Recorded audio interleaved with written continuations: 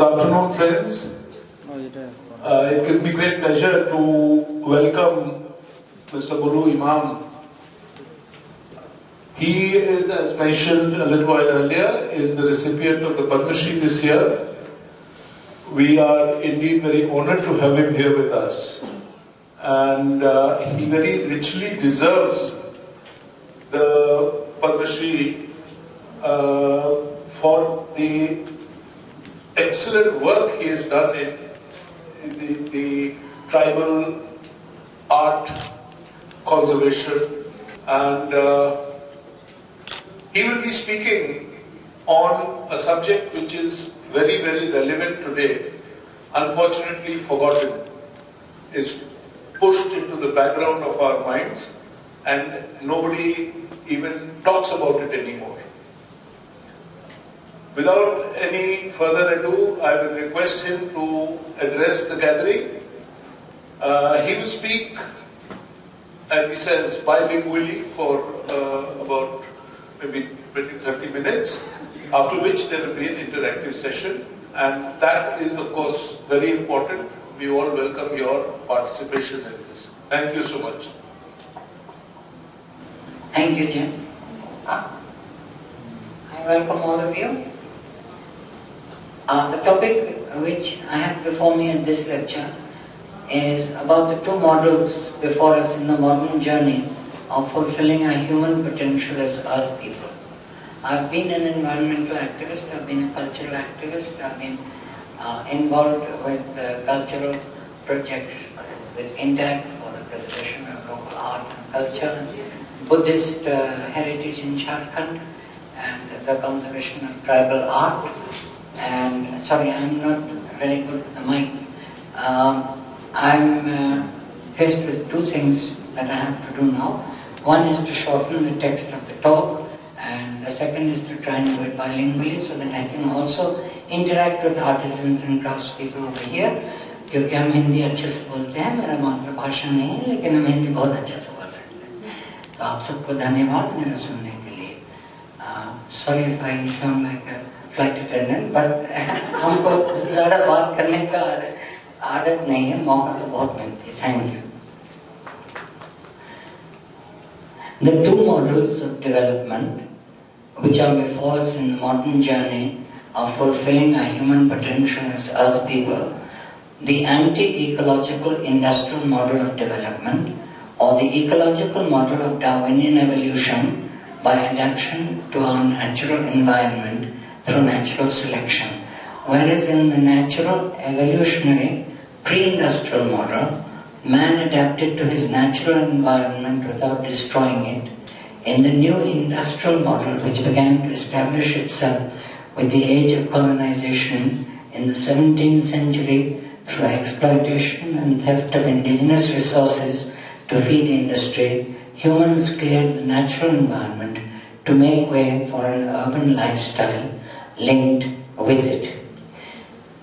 At the moment, I'm reading a very opportune gift of a book, Harari's new book. It's number 10 on the Sunday Times bestseller list, titled Sapiens.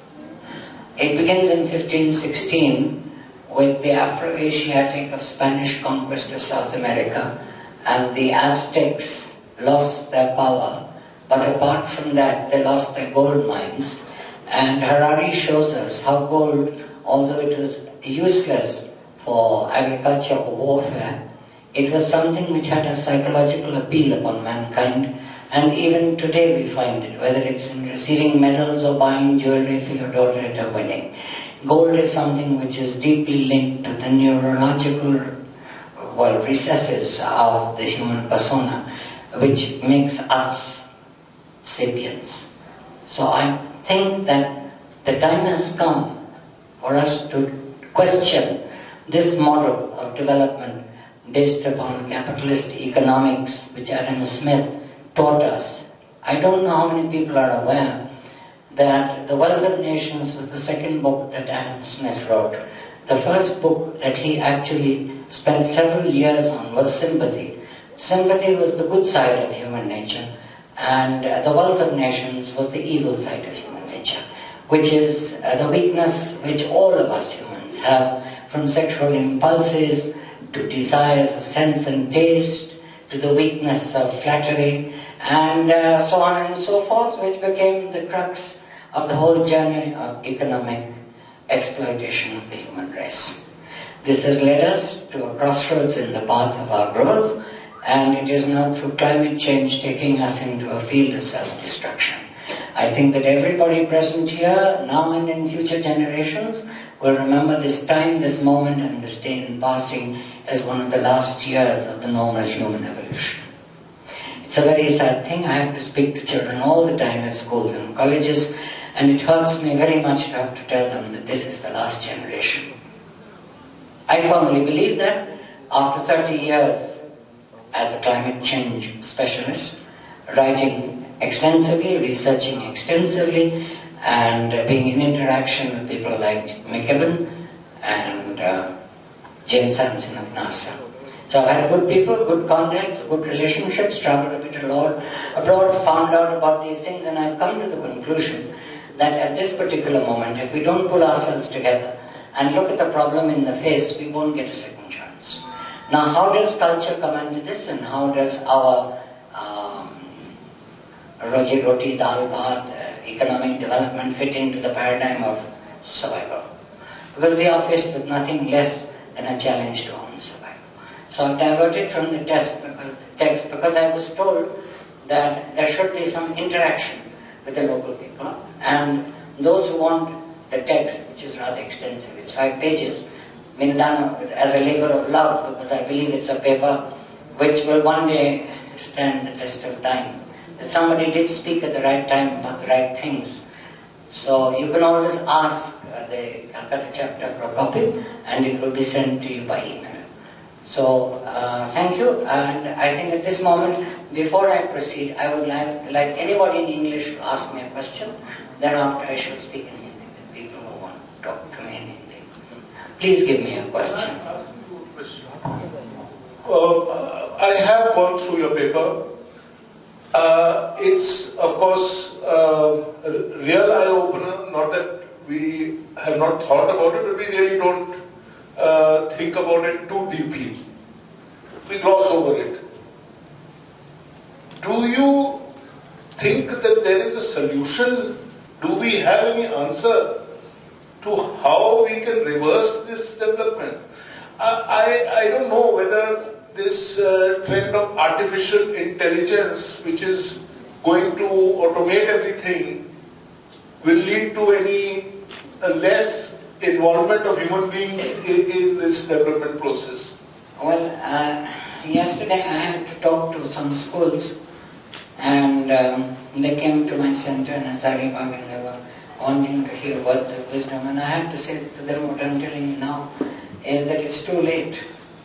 I'm afraid it's too late, and I hate to say this, but I've said it in many, many places, and I don't think it's very optimistic, but the climate change model being what it is, the prognosis is not only extremely bad, but it's time to say that there's no chance left. It's like the captain of a flight telling you, you better put on your emergency equipment, we're going into the landing mode. So, I don't really know. In the middle of this, I'm still going in English, I thought, as a last-ditch attempt, that it might be possible for me to bring up an alternative model, and that is when I looked into this question, evolution. And it was not a coincidence. I think everybody is coming to the same things at different times in different places and bringing up similar issues, because I think this is the thing which is common to our species, that it is particular moments of maybe tragedy or joy that we meet sometimes at a subconscious level. Maybe it has something to do with the cosmic one. But at this particular moment, many people have been asking me, is there any future left? And not only I, but others are asking, what can I do? A very good friend of mine, Felix Patel from England, who happens to be a great grandson of Charles Darwin through the mother's father's line, a very famous ecologist who was the, I should say, hero of Neamgari, the bauxite mine in Orissa, and wrote the book out of this earth,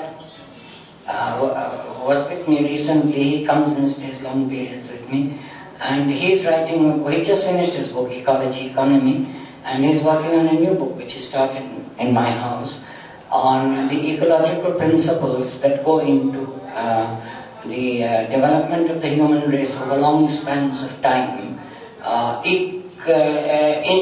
evolutionarily. It is adjustment through natural selection. As I have said in the paper over here, this point you will find it when you read the paper. As the new industrial model began to establish itself with the age of colonialism in the 17th century, through exploitation and theft of indigenous resources to feed industry, humans cleared the natural environment to make way for an urban lifestyle linked with what Rabindranath Tagore called narrow domestic walls. That this was but an expression of the natural landscape with its air, water, and habitat of wild living things, which was being uprooted, or the passage of free movement blocked. The first thing which I notice when I go to the unspoiled environment of forest villages is the feeling of space, where endless vistas spread through the clear atmosphere for miles, and nature, living or dead with the passage of time, blesses my contemplation. This is an experience which I associate with indigenous lifestyles, lived through indigenous traditions, and their carefully protected natural resources, affecting the very climate, cool in summer, warm in winter, with nothing to obstruct our views or to prevent the flow of the zephyrs of breeze. This is the wonder experienced in a traditional Santal village with its beautiful mutton homes, shady fruit-bearing trees, painted walls, carved wooden doors, heavy timbered beams, carefully fired tiles, continuing the most ancient value systems, where everything is harmonious with nature. हमारा विचार में जब हम जाते हैं गांव में, उड़ाव गांव, मुंडा गांव, संताल गांव, कोई भी गांव में जाते हैं, हम झारखंड में रहते हैं। हाल में हम राजराट दुमका में थे, शांति निकेतन से बहुत नज़दीक आ गए थे 10 दिन पहले, और फिर आज रात को हम हजारीबाग से यहाँ आए हैं। तो जहाँ भी हम देखते हैं कि वातावरण जब आदिवासी के क्षेत्र में जब होती है, जब गांव के लोग के बीच में जब होती है, तो वहाँ जो है बहुत खुशी आती है, सफाई आती है, लोग के बीच में सफलता दिखती है, बच्चों का नज़र में हमको प्यास और भूख नहीं दिखती है, हमको खुशी दिखती है, लगता है कि उनको सब कुछ मिल रहा है जो उनको मिलना चाहिए, चाहे उनको शिक्षा मिले या ना मिले, उनको वो शिक्षा मिल रहा है जो हमारा मातृभूमि से मिलती है। हर माँ जो अपने बच्चा को देती है, अपना बाप जो सब बच्चा को सिखाता है। तो ये जो प्रिंसिपल ऑफ नेचुरल एवोल्यूशन जो आ रही है, जो कुत्तों में होते हैं, बिल्ली में होते हैं, हिरणों में होते हैं, बाघ में होते हैं, ये मनुष्य में भी है। और ये चीज़ कोई को सिखाना नहीं पड़ता, ये तो हम लोग अपने सब जानते हैं। जब गाय का बच्चा पैदा होता है तो माँ का दूध पीने जाती है, नाच के दौड़ जाती है। हिरण में हम यही चीज़ देखें, घोड़े में भी हम यही चीज़ देखें। तो ये चीज़ जो है कोई शिक्षा और कोई डोमिनेशन ऑफ माइंड का जरूरत नहीं है। सिखाने के लिए लोगों को इस तरीक़ा से दूध पिलाना पड़ता है, इस तरीक़ा से पालना पड़ता है, पोसना पड़ता है, ये आप हो रहा है। This I will call the natural evolutionary model. और ये पेपर हमारा इसी पर है कि नेचुरल एवोल्यूशनरी मॉडल का माने है कि जिस तरीक़ा से चीज़ होती रहती है। अभी हमको बहुत अच्छा लंच कपूर साहब से मिला करके हमको दिए हैं। वो आपका बंगाली कुकिंग का माछ थी, वहाँ आलू थी, वहाँ मटन भी था, उसमें चावल भी था, चटनी भी था, पापड़ भी था। जब हम जोड़ करके जब समझते हैं तो ये जो एक प्लेट खाना हमारा सामने में जो रखा गया है, जो बड़े होटल में 1000 रुपया का खाना है, ये 1000 रुपये का चीज़ आप कोई भी बंगाल का गांव में जाइएगा, आप संताल पाड़ादाना का गांव में भी जाइएगा, तो ये चटनी शायद नहीं तो बाहर में चटनी मिलेगा, हमको इलिश माछ नहीं मिलेगी तो शायद हमको वहाँ पर रहू मिल जाएगी।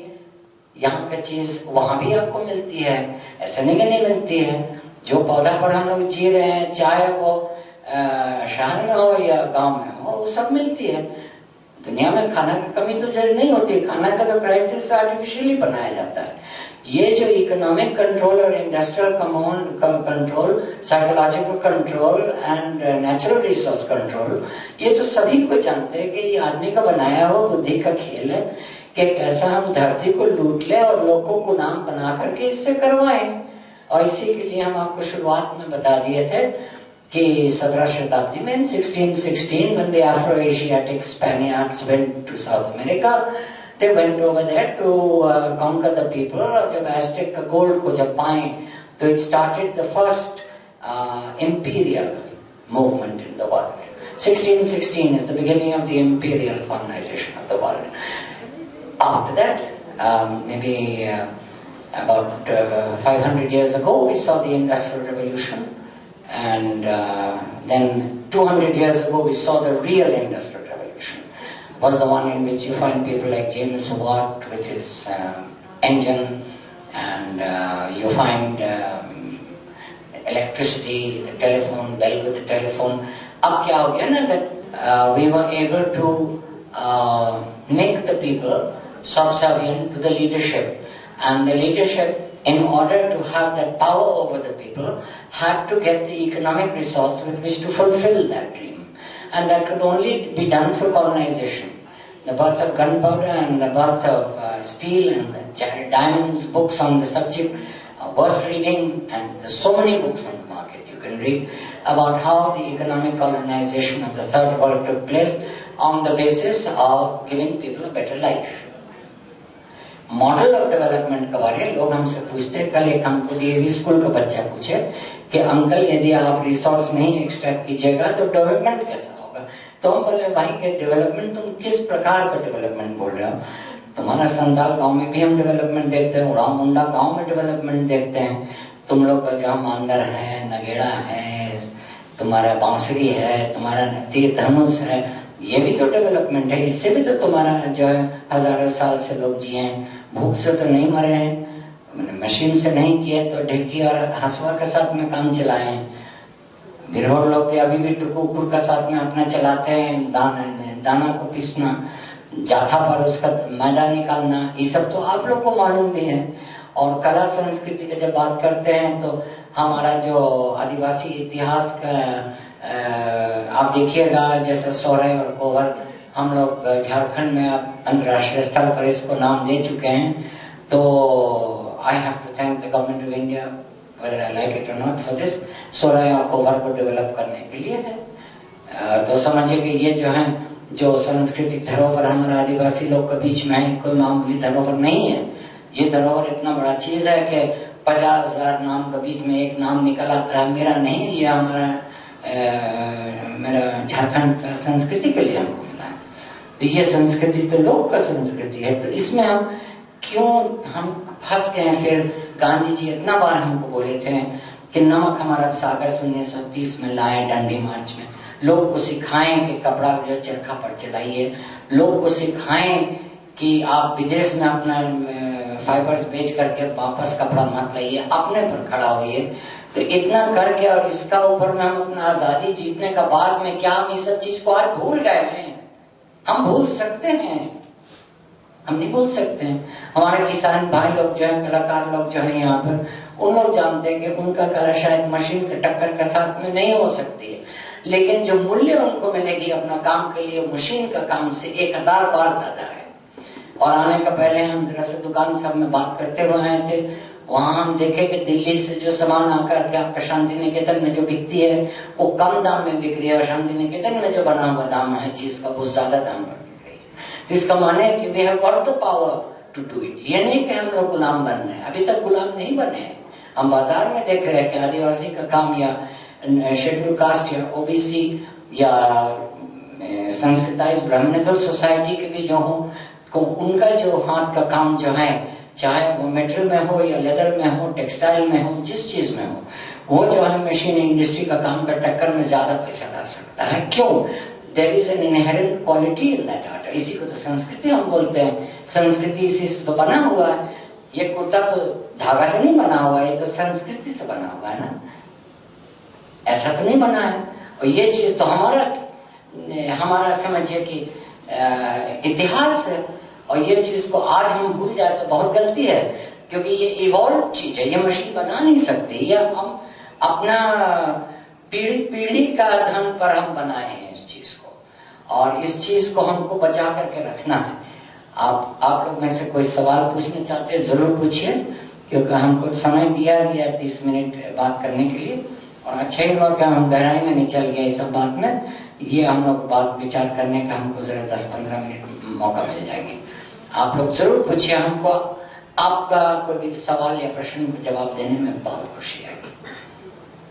Actually, we all know that the product which the artisan or craftsman can make in our villages, Indian villages, though they do got the skill to make this, but over the time there was no fund, no expertise, no R&D, no investment was made for them to upgrade that so that they can cope with the contemporary period.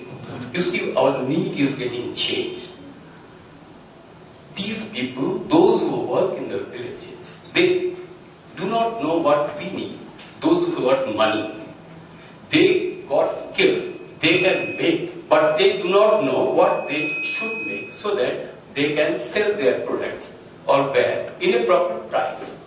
Now, the question also comes, today the time has come when the gap has increased so much that it is next to impossible to reduce that gap.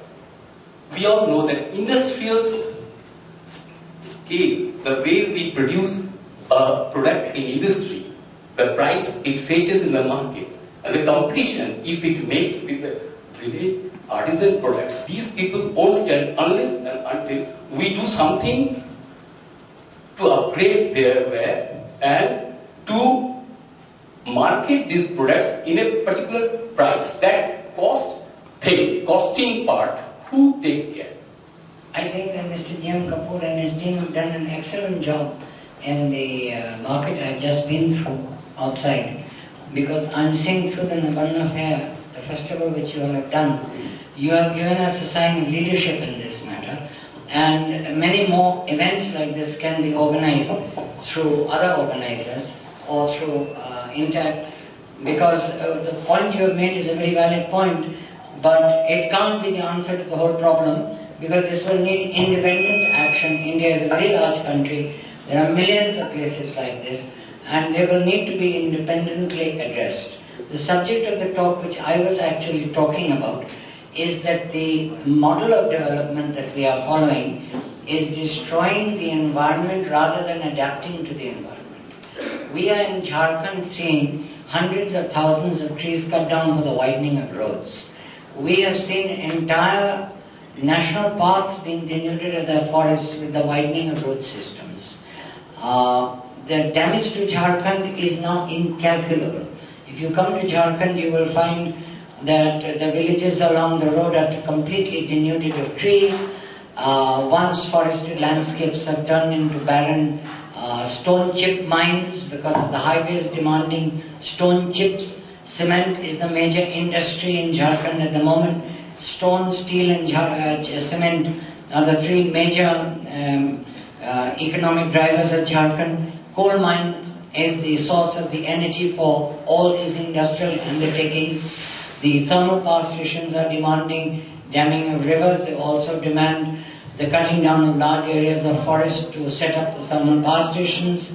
And what was once mooted as the temples of modern India, Nehruvian development in the Tennessee Valley model, which is laid upon the Damodar River, which has been my special field of specialization for 5 decades almost now, show that the energy generation from rain-fed water systems in dams is not needed now for dams, but they're not needed now for, or rather for the thermal power stations for cooling the energy production equipment, rather than those areas once having been seen as water collection sites for agriculture.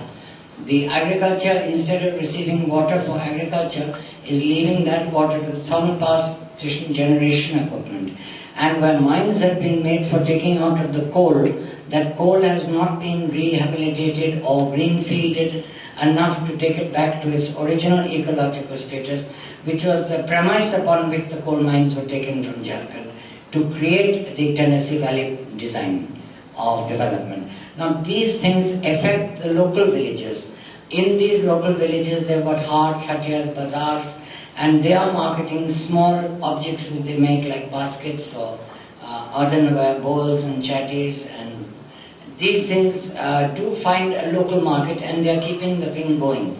But the people are very badly damaged when a development project takes away their land and their houses for the mines. So the model of development is industrial, and what I am trying to make people understand at this moment, is that we cannot say that a thing is good for the development by destroying nature. And that is why I am trying to bring the principle of adaptation through natural selection, which is an ecological metabolism of the human species, of fitting in with its environment. It's similar in all animal, aquatic, bird life. You will find they fit their growth into their environment. पर्यावरण से जुड़ा हुआ कोई भी जानवर या मनुष्य हो तो वो पर्यावरण को बर्बाद नहीं करती है अपना जगह बनाने के लिए, खाना पाने के लिए. यदि वो कर रहा है तो that is anti-ecological, that is anti-evolutionary, and वो model of development cannot be called development. बच्चे लोग को सिखाया जा रहा है कि development model is the industrial model, it is not the ecological model. तो बात है कि आप गलत चीज यदि सिखाइएगा तो फिर सही चीज कहाँ से आपको मिल सकती है. तो इसके लिए आपको भूखमरी मिल रही है, आपको आंधी तूफान मिल रही है, पानी का एक तरफ कमी हो रही है, दूसरा तरफ में बारिश उल्टा समय में आती है, धान का हम लोग का खेती मर जा रही है, because the cropping of rice is not being done in coordination with the pre-monsoon, monsoon and post-monsoon rainfall. So the whole rice cultivation of Southeast Asia is totally dependent upon pre- and monsoon and post-monsoon rainfall. Because ये तीन चीज नहीं रहेगी तो आपको crop भी नहीं मिलेगी. So we are running into food shortages, which are unnatural. It is not natural because the ecological cover is being destroyed. अप्रैल महीना में हमारा जब बारिश होना चाहिए तो जंगल का कमी के चलते अब जो स्पोरेडिक रेनफॉल जो होती थी जिसमें सखुआ का बीज जमता था धरती में वो अब नहीं हो रही है. तो सखुआ का जंगल का जो रीग्रोथ, नेचुरल रीग्रोथ जो बोलते हैं वो केवल कॉपिसिंग से हो रही है, वो बीज से होना नहीं सक रहा है. तो देयर आर मेनी फैक्टर्स और ये सब आप लोग भी समझिएगा. हम सिर्फ एक जागृति लाने की कोशिश कर रहे हैं, माने हम और कुछ नहीं चाह रहे हैं करना, हम सिर्फ चाह रहे हैं कि एक जागृति लाएं, क्योंकि जागृति जहाँ भी आ जाती है तो बाकी सब कुछ हो जाता है. पहले तो जागृति होना चाहिए. तो ये जो एक्सरसाइज है आज का, ये आपको कोई नया चीज समझाने के लिए नहीं है, आपको एक तो जागृति आपका अंदर में पैदा करने के लिए, और इस जागृति से हो सकता है कि आप ही लोग इसमें अच्छा विचार निकालेंगे और मॉडल्स बना सकते हैं, क्योंकि आप ही का देश है. और बस इतने शब्द बोल करके हम मिस्टर जी कपूर को माइक दे रहे हैं और बोलेंगे तो हम लोग बढ़ेंगे. आपने महात्मा गांधी का मॉडल का जिक्र किया था, तो उसमें आपका क्या ख्याल है? वो मॉडल क्या हम लोग परस्यू कर सकते हैं? उसमें कुछ है दम? हाँ, बहुत दम है. महात्मा गांधी का कहना था कि जहाँ भी आप रहते हैं यदि आपको घर का जरूरत है तो 50 गज के अंदर में जहाँ आपको घर बनाने का सामान मिलेगा उसको खर्च कर दीजिए. वो नहीं बोले कि आपका सिर के ऊपर में जो पीपल का पेड़ है उसको काट दीजिए. गांधी जी कभी नहीं बोले थे. या वो नहीं बोले थे जो चूहा में पानी है उसका ऊपर में ट्यूबवेल लगा करके आप एक ओवरहेड टैंक लगा करके और उसमें आप पानी बेचना शुरू कर दीजिए. कभी नहीं बोले थे. I am a Gandhian, I was born a Gandhian, I die Gandhian. तो हम गांधी जी के विचार पर चलते हैं और हम सोचते हैं कि गांधी जी के जो ये सब विचार था विकास का, ये विकास का हम लोग यदि हम लोग ध्यान देते तो आज जो हशर में हम लोग फंसे हुए हैं उसमें हम लोग नहीं रहते. क्योंकि देखिए कमी कोई चीज का नहीं है. सबसे पहले कि यहाँ हमारे भारत में धरती इतना है कि ये हम लोग सबको खिलाने के लिए था, मगर अब पॉपुलेशन जो due to the industrial development the index of population has is Malthusian. इस चीज को आपको समझना पड़ेगा. The ratio of population in regard to the industrial development is consonant with the increase of development in industrial development. This is a Malthusian principle. हम ये कोई दिमाग से आइडिया नहीं निकाले. So if there's any question. Actually, the beginning of your talk, you terrified the life out of us, or for me anyway. Don't worry. If you say that this is the last generation, and yes, the question that comes to mind is, what is it a question? I don't know. The futility of what we're doing with the next generation. That's my first thing. I'm glad I've awakened one voice of conscience, and I've done nothing else. You know, it's a question that are we doing the right thing with the next generation? Are we just prolonging their disaster or their existence? You see, it's like this. There's no such thing in this life that is right or wrong. It's what we make it right or wrong. Not bad, no? There's no such thing as right or wrong. A thing is right or wrong as per the dictates of the society in which you look at it. No, I'm not saying questioning the right or the wrong of it. I'm being worried about the I understand your worry. But prolonging the agony of it. I'll tell you why most people are not worried. And I'm glad we got into this little discussion because it's a bit of, what do they call that? Brainstorming. I never knew these words. I'm learning them now. This is brainstorming. Now, in this brainstorming, I'll tell you one thing. I'm 76 now. And I'm quite happy with the idea that I have about 2 or 3 years left. I'm quite happy about it. For the simple reason that I know there's no other way. Simple matter. If you know that you've only got 3 years or 4 years or 6 years, you can be optimistic, talk about 100. But the fact is you're going to die. Now, the elder people now, and this is Adam Smith's analysis that human beings are basically selfish, greedy, they give in to their own selves, they don't care damn for anybody else, and that is why the wealth of nations is a success. That is why industrialism has proliferated at the rate of which it has. So you're starting at the premise, and the first thing that was told to me by a professor from Heidelberg in my house last week was, oh no, but human beings, Bulu, are good people. I said, of course you said that, I know that. White racist supremacist Christian thinking, I've heard all that before, I've been through it a long time ago. So I understand that everybody is very, very good.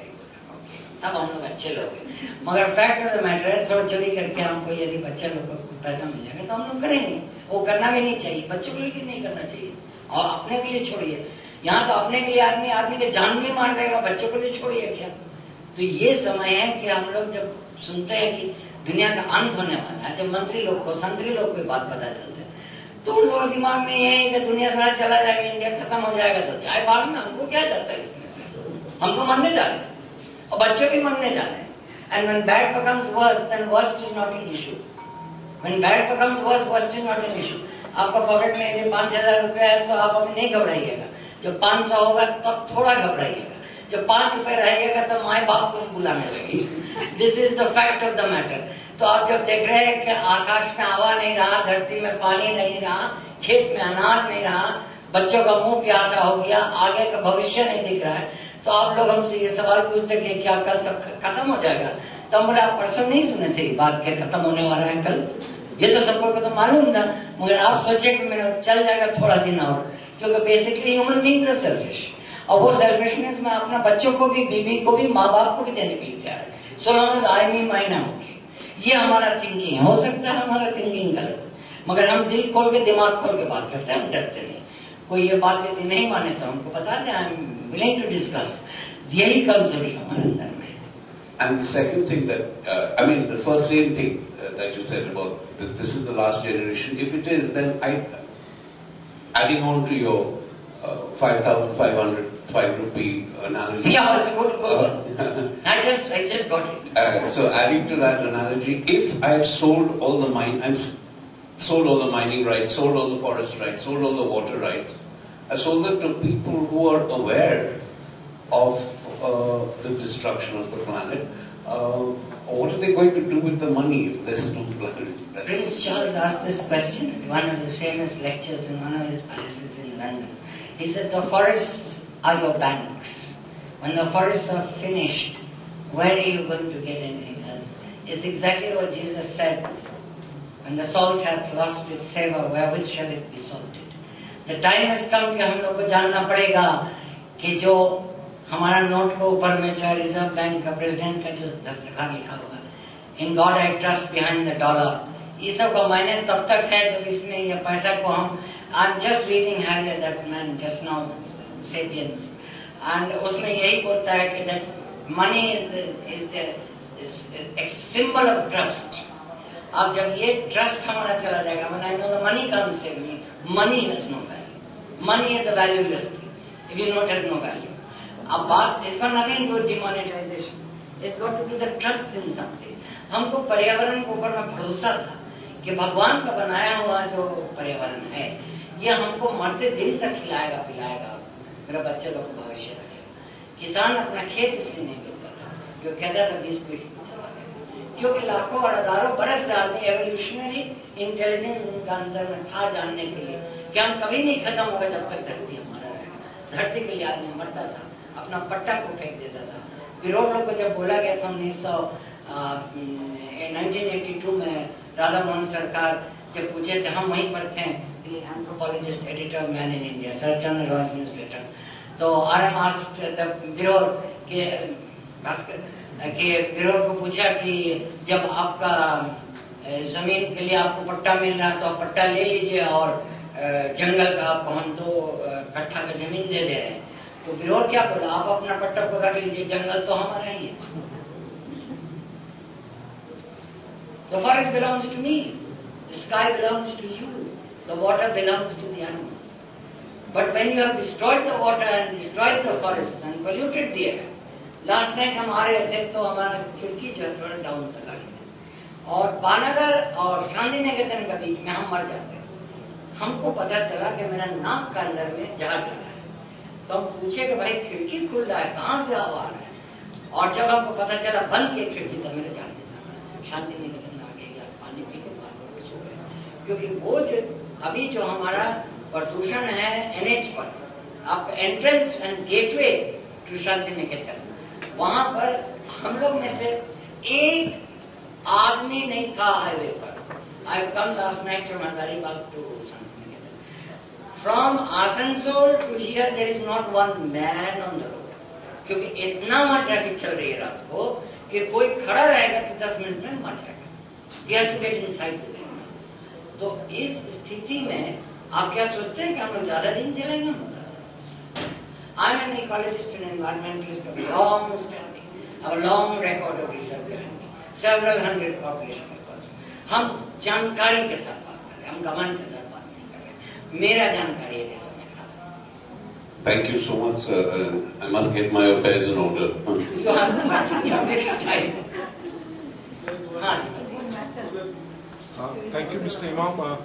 I've been a frequent visitor to Jharkhand. I live in Shantiniketan. In 2002, I bought a bike, and then I went on. I've been going at least 50 to 60 times. I've been on 2 gradients. One is the Masanjor, Dumka, Sahibganj, Kapur, Jungle Mahal, Raj Mahal area. The other one is the Hazaribagh, Patratu, Ormanchi, Hundru Falls. Last time I went was last Wednesday.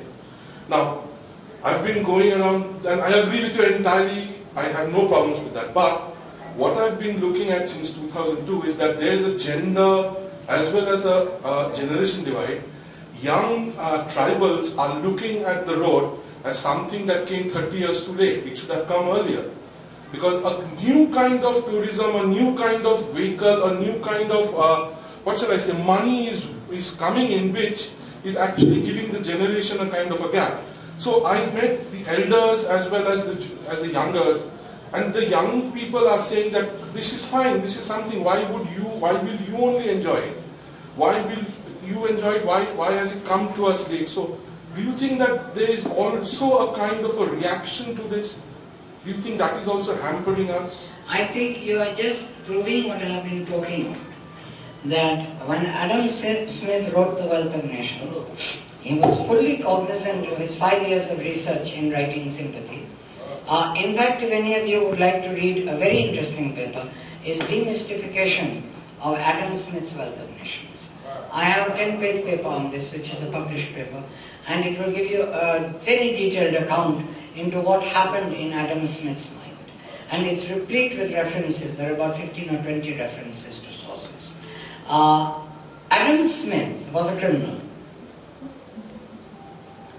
He realized, like criminals realize, where the weakness lay.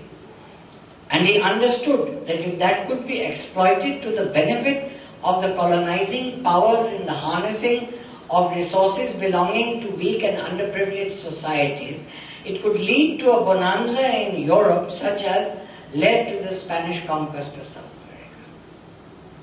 Having put his words into book form and having the Industrial Revolution beginning just after he brought his big thoughts forward, which were in the 18th century, and the Industrial Revolution only began shortly after that, he had the support of British Parliament, as they had in South Africa. You remember the diamond mines, the Zulu Wars, as they had in Southeast Asia, they had in India. That was the time when people were thinking very much like the students you are talking about are thinking. They realized that here was an opportunity for self-development. And that opportunity for self-development led to the catastrophe we are in today. And today, I am telling you without joking, in all seriousness, with my mental faculties in place, we are heading straight into a crisis. Straight. We're straight into an ecological crisis, sociological crisis, cultural crisis, and economic crisis. Because economy is nothing but what the mind of man has made. Economy does not mean money. Money does not exist without the mind of man. It is the mind of man. It is the guarantee, the trust, the ability to deliver which makes money. Whether it is cowrie shells, or whether it's barley cups, or whether it's a banknote, or a dollar, or whether it's the great Mali of Spain, the silver coin. It's all on trust. Now the trust is not going to help you because the very sources of production are failing. Your resources are drying up. Your oil, your coal, your gas, your hydrogen, everything is on the brink of collapse. You're only relying now upon lies to keep you going. You can't fraud your bank all the time. You can't put off the man who's loaning you money all the time. Your interest rising all the time. So, I mean, to put your books into account now means to maybe jump out of the car perhaps. That's one of the things. That's one of the things that comes to my mind. Because the situation is extremely serious. And if I've alerted you to these dangers, Jihan, can you help me in doing something worthwhile? आप हिंदी में यदि मेरे साथ बात करने को चाहते हैं तो अभी मौका है, हमसे जरूर बात कीजिए क्योंकि हम आपके लिए ठहर हैं कुछ भी सवाल होगा हमको बताइए. I would like to answer those who have not been following. Just take one more question. Anybody? Yes. Both. Stefan, this is my turn? Yes, okay. Are you talking about the shift from gross development product to gross domestic happiness? Are you talking of a shift like that? Because then I guess all the problems, like, the students' problems and everything, that's all. I'm not too sure the analogy is right. I'm not too sure. And I think the King of Bhutan would also ask himself a couple of questions about that. We're not talking about growth or happiness at this particular moment. We're talking about survival. We're talking about those resources that contribute to survival. And if we don't have the resources which contribute to survival, all our good thoughts are useless. The fact of the matter is, if you don't have a petrol pump in sight, and if your gasoline is low and you're driving into a desert, you should turn around. Now there's no way of turning around at this particular moment. And I don't see any way out of this. I'm being absolutely honest. I'm naked bare honest on this matter. I don't see any way out of it. And I have friends who are very much superior intellectuals compared to me. People like, I just quoted Felix Padel, who's an economist, who's an anthropologist from Oxford and the Delhi School of Economics, who's the author of, who BBC called the best mind in England. He's a regular visitor in my house. And Felix and I have thrashed this matter threadbare. And he and I don't see any way out of this. Now I'm not saying we are the only people to decide the fate of the future, but I do say we're two of the perhaps best intellectuals around.